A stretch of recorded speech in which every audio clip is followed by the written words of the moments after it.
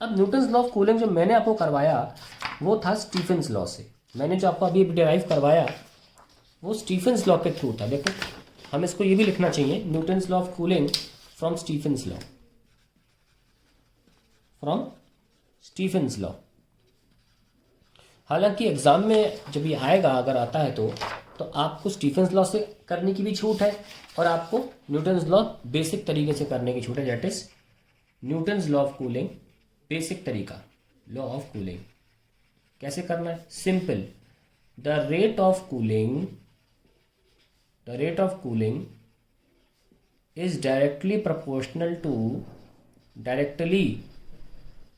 proportional to the difference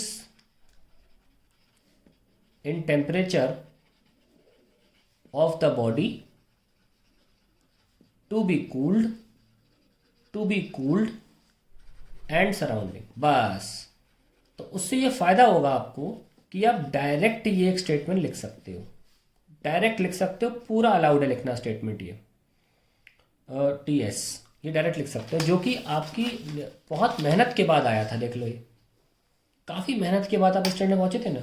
लेकिन अगर Newton's law of cooling के सिद्धांत के थ्रू लिखते हो तो बिल्कुल सही है, बिल्कुल सही है। हालांकि पेपर में डेरिवेशन ऐसे भी आते हैं, derive Newton's law of cooling using Stephen's law, पर अगर नहीं आता है और सिंपली ऐसे आता है derive Newton's law of cooling, तो आप ऐसे भी कर सकते हैं। फिर आपका बेसिक है यहाँ पे D Q by D T को आपने यहाँ पे के लिख लिया, टी माइनस टी एस, फिर आपको इसको लिख लेंगे minus M C D T by T is equals to K T minus T S.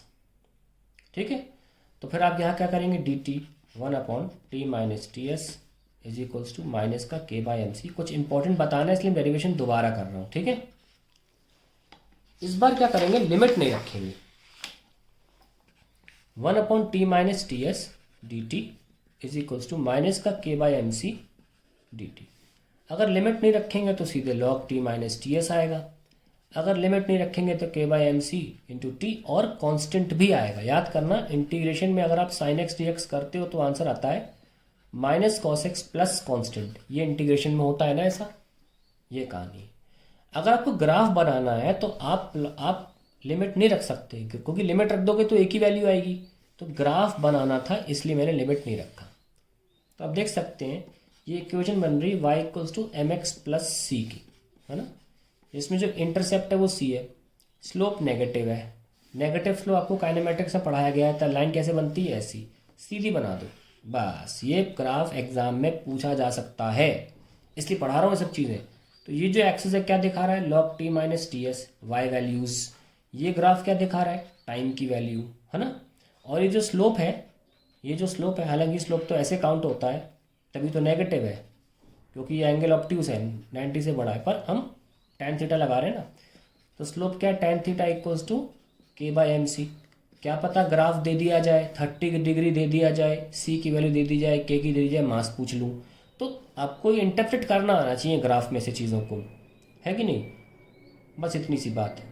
और ज़्यादातर ये जो ग्राफ है न्यूटन्स लॉ का, ये लॉग के स्केल पर ज़्यादा फ़ायदेमंद होता है, क्योंकि ये स्ट्रेट लाइन बनाता है और बेटर ईजी होता है प्लॉट करना ऐसे। अदरवाइज वो वाला ग्राफ भी इम्पोर्टेंट है जो हम डायरेक्टली टाइम से बनाते हैं, हमने वो बनाया नहीं है। शायद बनाया है, दिखा देते हैं फिर से। बस हम प्लॉटिंग कर दें कि हमने बनाया था, उसे याद आ गया मुझे। हाँ, वो ऐसे बनता था एक्सपोनेंशियली, और कुछ नहीं है। ठीक है, अब एनसीईआरटी में बहुत से क्वेश्चंस हैं इस न्यूटन्स लॉ ऑफ कूलिंग पर बेस्ड, बहुत से क्वेश्चंस हैं और आते हैं एग्जाम में, बहुत इंपॉर्टेंट है। मेरे ख्याल से कोई भी स्कूल का exam Newton's law of cooling के क्वेश्चन के बिना पेपर बनाता ही नहीं है। तो वो एक एग्जाम्पल आपको क्वेश्चंस में करा दिया जाएगा। अगर आप पूरे क्वेश्चंस नहीं करते हैं बल्क प्रॉपर्टी, कम से कम न्यूटन्स लॉ ऑफ कूलिंग की हेडिंग वाला क्वेश्चन ज़रूर कर लेना। सवाल डलने वाले हैं इस चैप्टर पे बेस्ड, उसमें से ढूंढ के न्यूटन्स लॉ ऑफ कूलिंग पे बेस्ड जो सवाल मैं कराऊँ उसे ज़रूर कर लेना। ठीक है, मैं एक थोड़ा सा भूमिका दे देता हूँ। सपोज आपके पास कोई बॉडी है जो एम्बिएंट का टेम्परेचर आपको दे दिया जाएगा, सपोज 25 डिग्री सेंटीग्रेड। एक बॉडी है जो 80 डिग्री सेंटीग्रेड से 50 डिग्री सेंटीग्रेड पे आ जाती है। ऐसे क्वेश्चन दिया जाएगा, फाइंड द टाइम, ऐसे पूछा जाएगा क्वेश्चन, और कुछ नहीं पूछा जाएगा।